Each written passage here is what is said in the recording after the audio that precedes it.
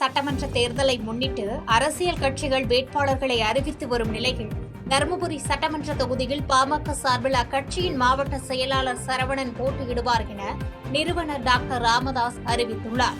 இந்த அறிவிப்பை தொடர்ந்து இன்று தருமபுரி நகருக்கு வருகை தந்த வேட்பாளர் சரவணனுக்கு கட்சி நிர்வாகிகள் மற்றும் தொண்டர்கள் சார்பில் உற்சாக வரவேற்பு அளிக்கப்பட்டது. நகர பேருந்து நிலையத்தில் திரண்ட நூற்றுக்கணக்கான தொண்டர்கள் அவருக்கு பிரம்மாண்ட மலர் மாலைகளை அணிவித்து மேளதாளங்கள் முழங்க கோஷங்களை எழுப்பினர். பட்டாசுகள் வெடித்தும் பொதுமக்களுக்கு இனிப்புகள் வழங்கியும் தங்களது மகிழ்ச்சியை வெளிப்படுத்தினர். அப்போது செய்தியாளர்களிடம் பேசிய சரவணன், தருமபுரி தொகுதியில் நிலவும் மக்கள் பிரச்சினைகளை தீர்க்கவும் புதிய வளர்ச்சி திட்டங்களை கொண்டுவரவும் தான் அர்ப்பணிப்புடன் செயல்படுவேன் என உறுதியளித்தார். யார் ஆளுங்கட்சியாக வந்தாலும் தருமபுரி மாவட்டத்தை புறக்கணிக்கக்கூடிய ஒரு நிலைமை இருக்கிறது. ஏனென்று சொன்னால் எந்த கட்சி ஆளுங்கட்சியாக வருகிறதோ அதற்கு எதிராக இங்கே மக்கள் வாக்களிக்கக்கூடிய ஒரு நிலை இருக்கிறது. எனவே ஆளுங்கட்சி நமக்கு வாக்களிக்கவில்லை என்று இரண்டு திராவிட கட்சிகளும் தருமபுரி மாவட்டத்தை தொடர்ந்து புறக்கணித்து வருகின்றனர். ஆனால் மருத்துவர் ஐயா அவர்கள் தமிழ்நாட்டிற்கு அவர் போராடாத விஷயங்களோ அல்லது செய்யாத விஷயங்களோ எதுவுமே கிடையாது. 87 வயதிலும் இன்றைக்கும் தமிழை தேடி நடந்து கொண்டிருக்கிறார். மக்களுக்காக தொடர்ந்து போராடி கொண்டிருக்கிறார்கள். எனவே தமிழின போராளி மருத்துவர் ஐயாவுடைய லட்சியங்களை நிறைவேற்றும் வகையில் நான் செயல்படுவேன். தருமபுரி தொகுதியினுடைய வளர்ச்சிக்கு நான் பெரிதும் பாடுபடுவேன் என்று இதன் மூலம் தெரிவித்துக் கொள்கிறேன்.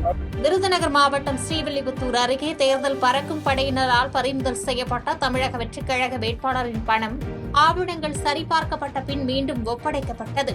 மதுரை கொல்லம் தேசிய நெடுஞ்சாலையில் வன்னியம்பட்டி அருகே நிலை கண்காணிப்பு குழுவினர் வாகன சோதனையில் ஈடுபட்டிருந்தனர். அப்போது சென்னையிலிருந்து வந்த கார் ஒன்றை நிறுத்தி சோதனை செய்தபோது அதில் கடையநல்லூர் தொகுதி தாவிக வேட்பாளர் அப்துல் ஜலீல் பயணம் செய்தது தெரியவந்தது. அவரிடமிருந்து உரிய ஆவணங்கள் இன்றி இருந்த ரூபாய் 1,05,080 அதிகாரிகள் பறிமுதல் செய்து தேர்தல் நடத்தும் அலுவலகத்தில் ஒப்படைத்தனர். இதனையடுத்து அந்த பணத்திற்கான முறையான வங்கி ஆவணங்கள் மற்றும் ஆதாரங்களை அப்துல் ஜலீல் சமர்ப்பித்ததால் தேர்தல் அதிகாரிகள் அப்பணத்தை மீண்டும் அவரிடமே ஒப்படைத்தனர். திருமயம் சட்டமன்ற தொகுதி திமுக வேட்பாளர் எஸ். ரகுபதி தொகுதி மக்களின் மேம்பாட்டிற்காக தனது சொந்த நிதியிலிருந்து ரூபாய் 7 கோடி செலவிடப் போவதாக அறிவித்து வாக்காளர்களை கவர்ந்துள்ளார்.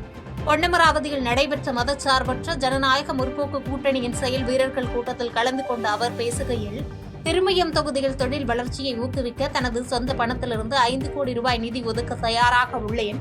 மேலும் நான் வெற்றி பெற்ற பிறகு தொகுதியில் உள்ள ஏழை மாணவர்களின் உயர்கல்விக்காக ஆண்டுதோறும் 1 கோடி ரூபாயும், கட்சியின் அடிமட்ட தொண்டர்களின் குடும்ப திருமண செலவுகளுக்காக ஆண்டுக்கு 1 கோடியும் தனது சொந்த நிதியிலிருந்து வழங்கப்படும் என தெரிவித்தார். அமைச்சர் ரகுபதியின் இந்த அதிரடி வாக்குறுதி அரசியல் வட்டாரத்தில் பேசும் பொருளாகியுள்ளது. நீ வந்து தோன்று, உனக்கு நஷ்டம் வராது, லாபம் வரும், உதவியை செய்கிறோம், நான் 5 கோடி ரூபாய் உனக்கு தரேன், நீ அதையும் சேர்த்து வச்சுக்கிட்டு தொழில் தோன்று என்றுதான் நான் உங்களை கேட்கின்றேன். எனவே தொழில் என்பதற்கு இதை ஒரு வாய்ப்பாக கொண்டிருக்கின்றேன். பேப்பர் மில் வேணாலும் ஆரம்பிக்க, எந்த ஃபேக்டரி வேணாலும் போடுங்க உங்களுக்கு. ஆனால் ஒரு 500 பேருக்கு திருமயம் தொகுதியில வேலை வாய்ப்பை உருவாக்கி தருகிற திட்டமாக அந்த திட்டத்தை கொண்டு வாருங்கள். அதற்கு நான் எங்களுடைய அறக்கட்டளை மூலமாக 5 கோடி ரூபாய் தருகிற முதல் சட்டமன்ற உறுப்பினர். தென்காசி மாவட்டம் சிவகிரியில் மதச்சார்பற்ற முற்போக்கு கூட்டணியின் சார்பில் தேர்தல் ஆலோசனை மற்றும் செயல் வீரர்கள் கூட்டம் நடைபெற்றது. வாசுதேவநல்லூர் தொகுதி திமுக வேட்பாளர் ராஜா தலைமையில் நடைபெற்ற இக்கூட்டத்தில் முன்னாள் அமைச்சர் KKSSR ராமச்சந்திரன் சிறப்பு விருந்தினராக கலந்து கொண்டார்.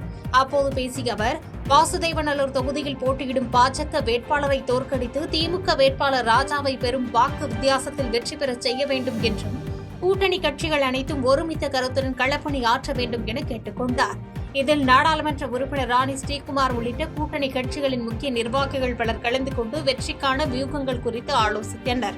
இதில் நாடாளுமன்ற உறுப்பினர் ராணி ஸ்ரீகுமார் உள்ளிட்ட கூட்டணி கட்சிகளின் முக்கிய நிர்வாகிகள் பலர் கலந்து கொண்டு வெற்றிக்கான வியூகங்கள் குறித்து ஆலோசித்தனர்.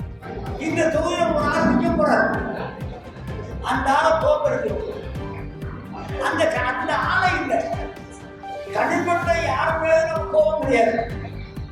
அந்த இயக்கத்தை தோற்கடிக்க வேண்டும். இந்த தமிழ்நாட்டில் துரோகம் பண்ணுகிற அந்த பிஜேபி என்று சொல்லக்கூடிய அந்த இயக்கத்தை தோற்கடிக்க வேண்டும். ஒரு சரியான சொல்லி ராஜாவா நின்றுச்சு. செய்திகளை உடனுக்குடன் தெரிந்து கொள்ள கீழ்க்கண்ட கேபிள் மற்றும் டிடிஹெச் நெட்வொர்க்குகளில் எம்நாடு செய்தி தொலைக்காட்சியை காணுங்கள். பாதகம் செய்பவரை கண்டால் நாம் பயம் கொள்ளலாகாது பாப்பா. மோதி மிதித்து விடு பாப்பா, அவர் முகத்தில் உமிழ்ந்து விடு பாப்பா. அண்மை செய்திகளை உடனுக்குடன் தெரிந்து கொள்ள இணைந்திருங்கள் எம்நாடு தொலைக்காட்சியுடன்.